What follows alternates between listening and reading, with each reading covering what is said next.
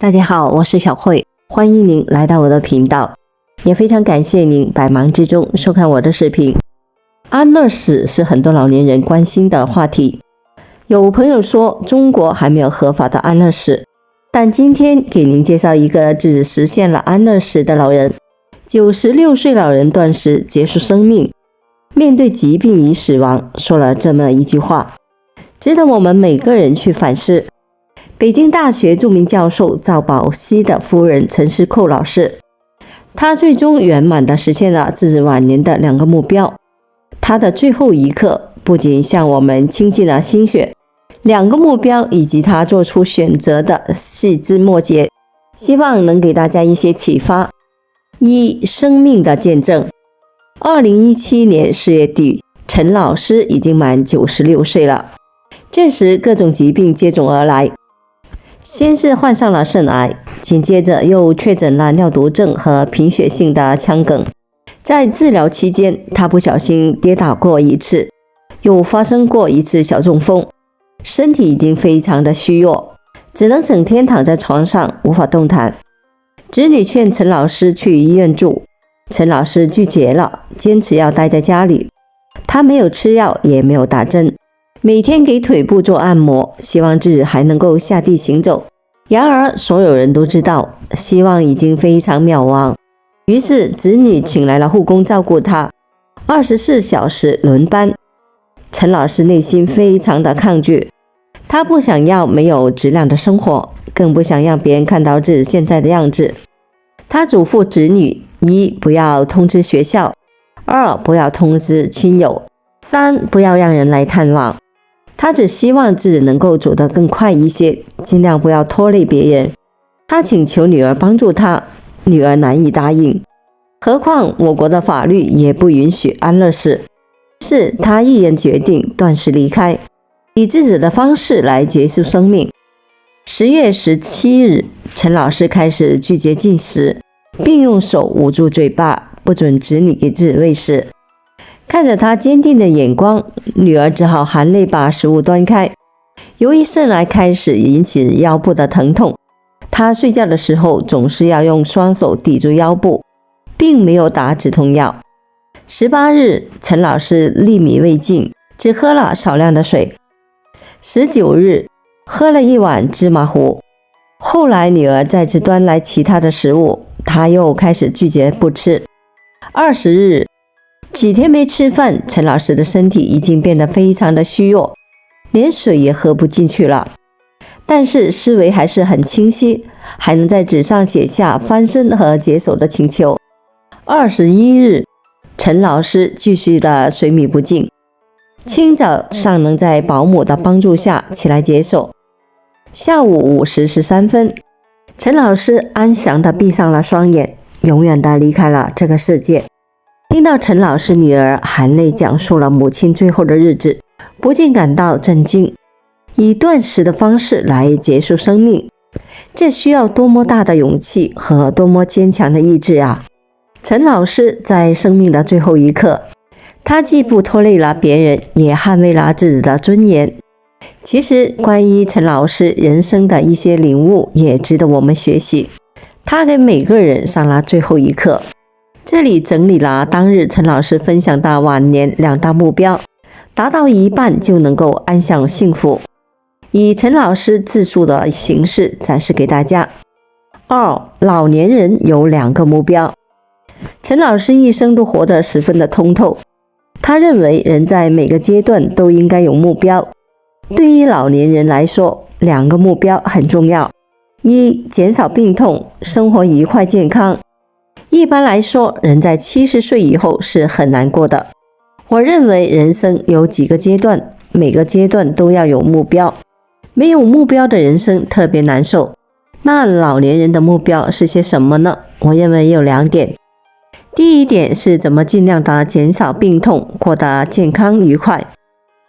我从55岁退休到今年94岁，已经快40年了。我这些年一直身体很好，我是怎么做到的呢？1. 知识就是健康，最好的保健医生就是自己。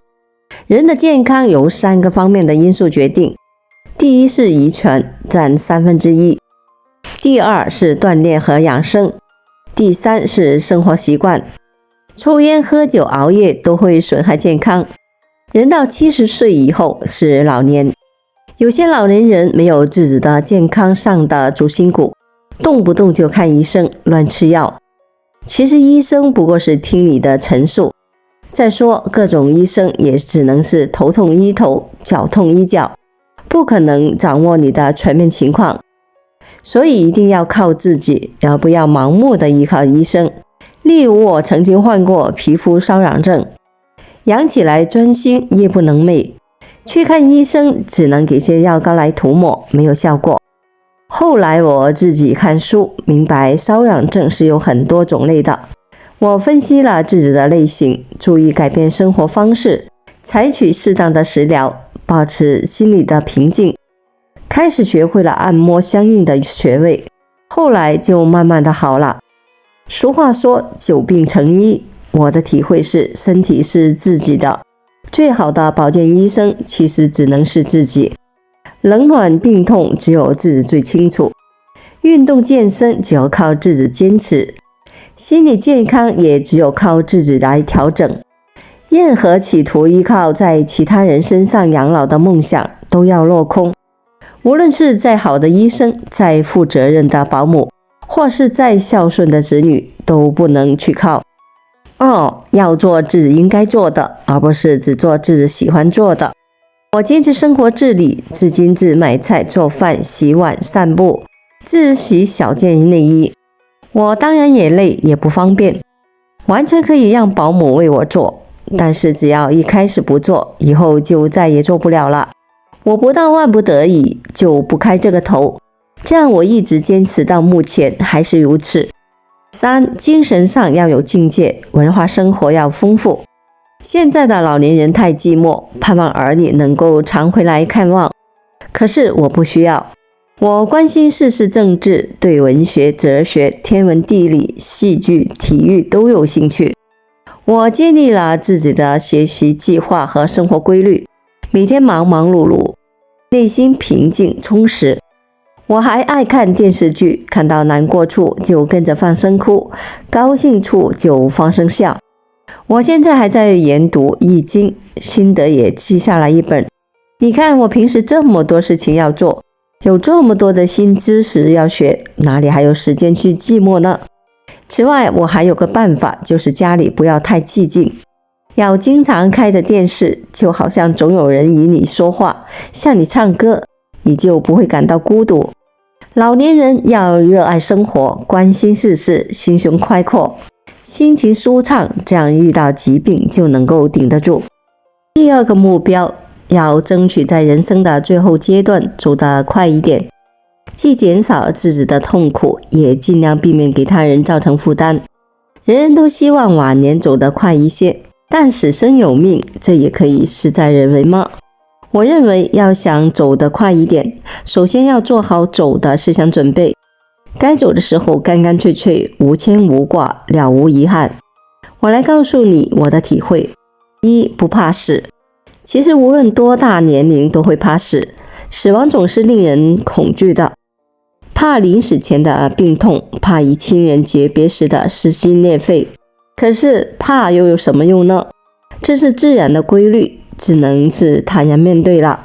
从70岁时我就想，人生70古来稀，何况还有许多的偶然因素，所以活一天就赚一天。人的生命分为数量和质量，我不在乎数量，而看重质量。只要每天的生活都有质量，什么时候走就顺其自然。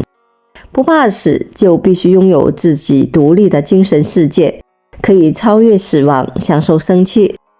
这个问题解决得好，就活得自在，活得痛快；解决不好，就终日惶惶不安。我现在就活得很痛快，老来不怕死，就活得轻松，生活质量就高。我就是怀着这种心态一天天活过来的。事实证明，越是不怕死，就越是死不了。我现在已经94岁了，而中国人的平均寿命是72岁。我觉得我自己赚到的已经很多了。许多老人越是到了晚年，越是锱铢必较，把钱抠得紧紧的，他们真是没想明白呀。我现在每个月几千块的退休金根本花不完，所以孩子们来看我，我都自掏腰包请他们吃饭。儿女过60岁生日，我每人送上1万元。我想我自己也就这几十万元的存款，等我死了，儿女们继承，他们认为是理所当然的，也不会感激我。不如现在就拿出来给大家共享，弄个皆大欢喜，何乐而不为呢？3. 放下自我。现在很多老人想问题只是从自己出发，想来想去总觉得别人对不住自己，内心总是不愉快，这又何必呢？要想得开，就一定要放下自我，换位思考。你认为自己把儿女抚养大，儿女就应该回报你，可儿女都有儿女的事情，哪有那么多时间来陪着你？回想一下你自己的父母在世时，你又曾陪伴了多少，照顾了多少呢？我从来不要求儿女来陪我，我一个人生活的很有规律。说真的，他们来了，我还有点嫌打乱自己的计划。一个人生活是常态，儿女来看你是惊喜，这样就不会心怀不满，常感落寞了。我不图儿孙的回报，我一直以助人为乐。若能帮助他人，我就感到快乐，能给周围人带来快乐，我就感到快乐。总之，只要放下自我，才能战胜死亡，充分享受生期。至于身后之事，儿孙自有儿孙福，不是我应该费心去想的。听完陈老师一席谈，如醍醐灌顶，他那份冷静与深邃的理性令我深深折服。这样睿智坚定的老人实在不多见。好了，朋友们，今天所分享的视频内容就到这里了。做视频不易，朋友们，如果您觉得我分享的视频内容对您有所帮助的话，就请您给我点个赞吧。您的每个留言和点赞都是我进步最大的动力，也非常欢迎您到评论区分享您的生活经验。非常感谢您的支持和鼓励，我们下期见。